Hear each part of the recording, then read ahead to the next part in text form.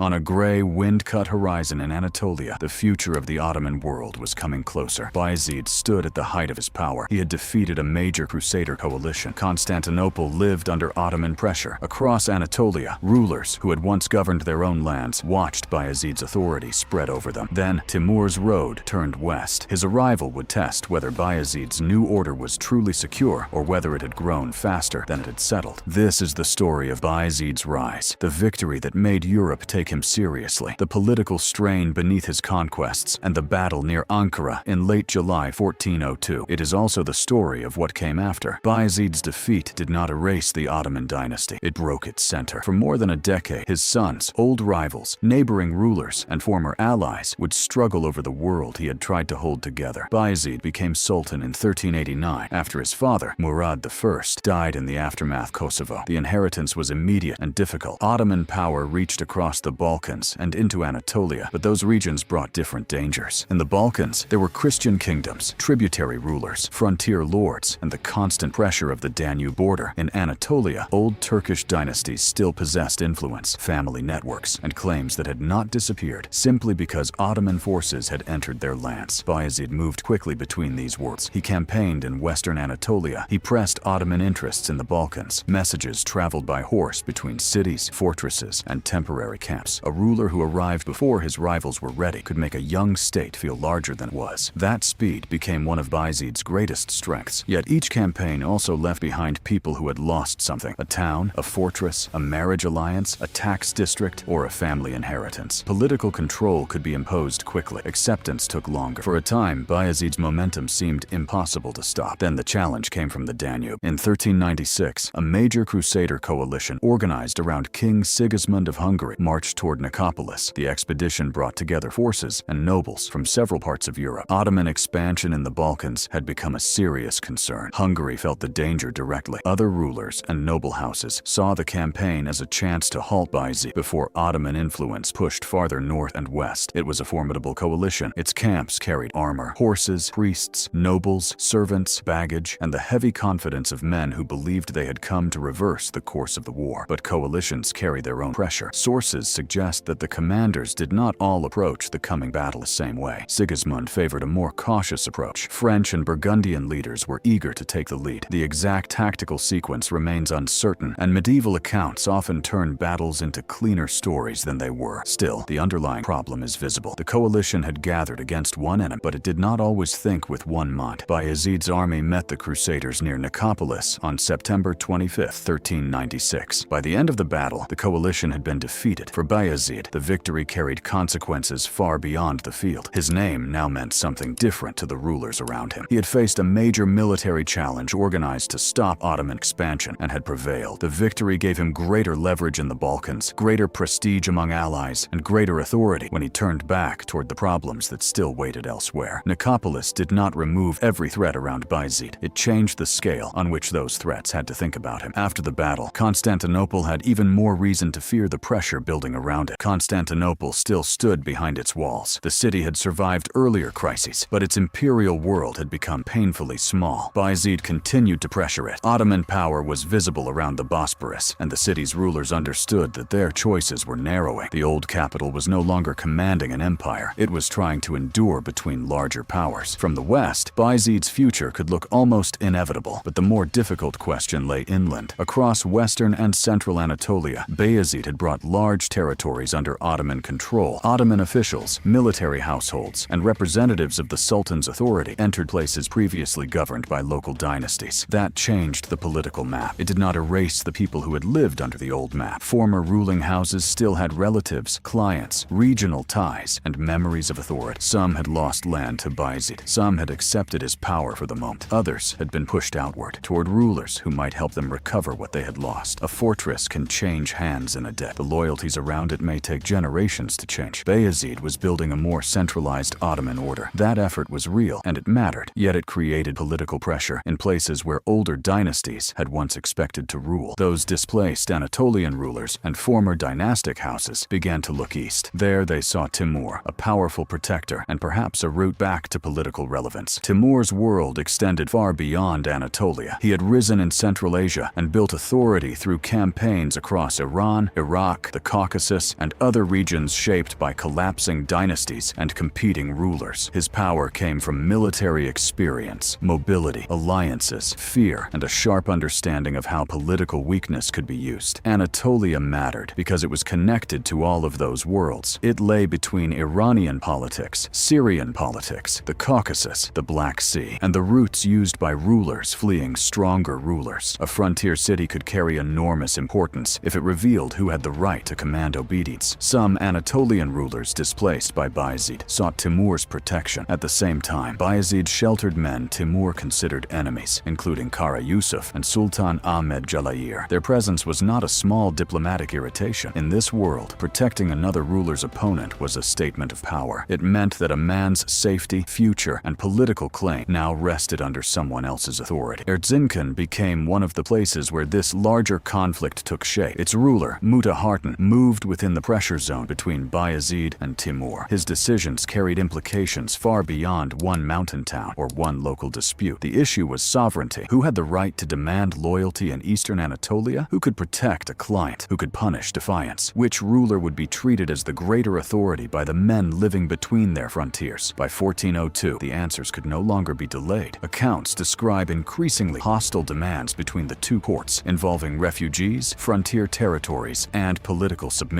The surviving evidence is uneven. The precise wording of the letters is less important than the direction of events. Both rulers were being pushed toward a decision. A visible retreat could damage their authority. A concession might invite further demands. The room for diplomacy narrowed until the question was no longer whether the conflict mattered. The question was where it would be decided. Bayezid turned away from Constantinople because Anatolia had become the more urgent crisis. The pressure on the city eased. Bayezid gathered his forces and moved east through a landscape he had spent years trying to bring under Ottoman command. That decision carried military risk. It also carried political necessity. If Timur advanced through Anatolia without resistance, Bayezid's authority over the region could weaken before the battle even began. Old rivals would see opportunity. Allies would begin calculating where their future lay. A ruler who had moved so quickly for more than a decade could not easily stand still, while another imperial power crossed into the heart of his claims. Bayezid rode toward Ankara. Timur was already operating in the region. In late July 1402, Bayezid and Timur met near the Chubuk plain outside Ankara. The setting mattered. This was summer ground. Dry air, long distances, dust lifted by horses, men carrying armor through heat, commanders trying to understand where their forces stood and how quickly they could move. The battle did not unfold on a blank field. It emerged from weeks of marches, warnings, decisions, delays, and pressure. Sources differ on many details of the campaign and the battle itself. The exact sequence remains uncertain. What is clearer is the atmosphere of strain. Bayezid's army had moved through Anatolia under the weight of a major crisis. Horses needed rest. Men needed order. Commanders needed to know where the enemy was and how much time remained. Timur entered the confrontation with long experience in campaigns across vast distances and with relationships in Anatolia that Bayezid could not ignore. The ground mattered. The pace mattered. The condition of the army mattered. Yet the battlefield pressures were only one part of the problem. Bayezid's forces carried within them the unresolved political history of Anatolia. An army can stand beneath one ruler's authority while containing people with very different reasons for being there. Some serve through established obligation. Some are bound by regional ties. Some have stronger links to former dynasties. Some may remain loyal because the present balance of power leaves them no better choice. At Ankara, those distinctions became dangerous. Accounts describe some Kara Tatar forces and certain Anatolian contingents as breaking away or moving toward Timur. The scale of these movements, their exact timing, and their effect on the battle remain uncertain. It would be wrong to turn them into a story of universal betrayal, but they point toward a real political problem. Bayezid's army was confronting Timur's forces while carrying the tensions of Anatolia inside its own ranks. Timur's advantage accumulated rather than appearing in one miraculous stroke. He had campaign experience. He had room to maneuver. He had a political network that included displaced rulers with reasons to support him. He had entered a contest shaped by years of overlapping claims. Bayezid, meanwhile, had to fight on terrain already made difficult by heat, movement, fatigue, and uncertain loyalty. The battle became unrecoverable. No single explanation is enough. Ankara was shaped by position, exhaustion, movement, political pressure, fragile connections inside Bayezid's coalition, and Timur's ability to turn a wider regional crisis into a military advantage. As the Ottoman position began to collapse, Bayezid remained on the field. He did not step away from the consequences of the world world he had built. The ruler who had defeated the Crusaders at Nicopolis was captured after Ankara. Bayezid's capture carried a force that no battlefield report could fully explain. For years, Ottoman expansion had moved with him. His decisions had linked the Balkans, Constantinople, Anatolia, and the frontier world of eastern Anatolia. Now the ruler at the center of that movement was a captive. Later traditions would add dramatic images to this moment, especially the story of an iron cage. That story is not secure history. It should remain outside this account. The reality needs no embellishment. Bayezid died in captivity in 1403. After Ankara, Anatolia began to fracture. Former ruling houses regained political space. Territories Bayezid had drawn into Ottoman control became contested again. The political map did not return exactly to what it had been before Bayezid's campaigns, but old claims reappeared with enough force to show how incomplete his consolidation had been. The Ottoman dynasty survived. Its authority no longer moved from one unquestioned center. Bayezid's sons inherited his name, his enemies, his unfinished wars, and a state whose parts were beginning to pull in different directions. The struggle that followed became known as the Ottoman Interregnum. Bayezid's sons ruled from different power centers. Suleiman established himself in Rumelia. Mehmed built his position around Amasya and Sivas. Other brothers fought within the Anatolian struggle around Bursa and elsewhere. Their conflict was never only a family argument. Byzantium watched closely. Balkan rulers calculated their interests. Venetian and Genoese powers considered the security of sea routes and commercial privileges. Anatolian dynasties had their own reasons to support one claimant, resist another, or wait until the balance became clearer. Every alliance mattered. Rumelia became especially important because it gave the Ottoman dynasty territory, institutions, military resources, and room to maneuver. Suleiman's position there allowed him to act as a ruler, negotiate with neighbors, and maintain a political base, while Anatolia remained unstable. But Rumelia was not a safe room waiting for the dynasty to return. Suleiman had to make concessions. He had to negotiate with Byzantium and maritime powers. He had to manage Balkan rulers while knowing that his brothers could seek support from the same people. The survival of Ottoman authority in Rumelia depended on diplomacy as much as force. The dynasty endured because the Ottoman state was more than a single army and more than one man. It had cities, officials, military households, political habits, family claims, and territories that had not all fallen apart in the same hour. The cost was still enormous. The decade after Ankara reopened Anatolian rivalries, altered the balance around Constantinople, and forced the dynasty to rebuild authority through conflict. In 1413, Mehmed Çelebi emerged as sole Ottoman ruler. The dynasty had one center again. Ankara did not end the Ottoman dynasty. It disrupted Ottoman order across much of Anatolia. It gave old rivals new room to act. It changed the balance around Constantinople, and it opened a decade of civil conflict before Mehmed Çelebi restored one Ottoman center. Bayezid had brought vast new territories under Ottoman control, but Ankara suggests that, in parts of Anatolia, political control had grown faster than durable loyalty. That is the deeper weight of his defeat. Empires can carry unresolved problems through years of victory. Then one crisis arrives, and the pressures hidden beneath expansion begin to surface all at once. If this story made you see Bayezid, Timur, and Ankara differently, subscribe to Chronora. There are more empires, fractures, and last decisions waiting to be remembered.